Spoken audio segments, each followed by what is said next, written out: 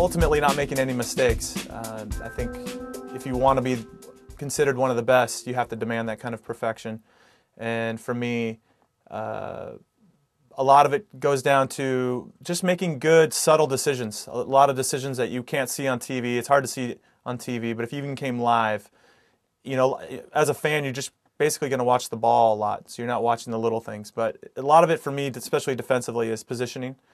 And so just being in the right position to make my game as easy for me as possible. Because if you stand in the right position and have an understanding of your angles and where the ball might pop out, and you can just make a nice, easy pass, then that would be the perfect game for me. So as long as I didn't make any mistakes on that touch, we didn't get any goals scored on us, and then maybe if I scored, that would be probably the perfect game. But you know, ultimately, it's about, you know, the team winning and us putting together a good performance.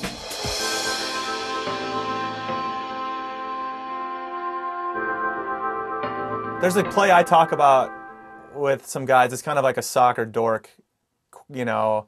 One, we had the opportunity, MLS sent an all-star team to play against Real Madrid in Spain and played in their hallowed stadium, the Bernabeu. And so, unfortunately for us, they kind of cobbled together a team about 48 hours before the game. So we had to fly over there, get the time change, just playing with guys you've never played with before, and go up against one of the best club teams in the world. At the time, they had Zidane and everybody. Yeah. So for me, there was a play where the ball came down the left side. I was in the middle of the field, and it got played into Zidane, and Zidane was wide open because it had just kind of been a broken play. They were counterattacking the other way. And Raul, who's now captain of Real Madrid and obviously has a great career, he was next to me. That's who actually I was marking. So basically I had to defend Zidane and Raul at the same time.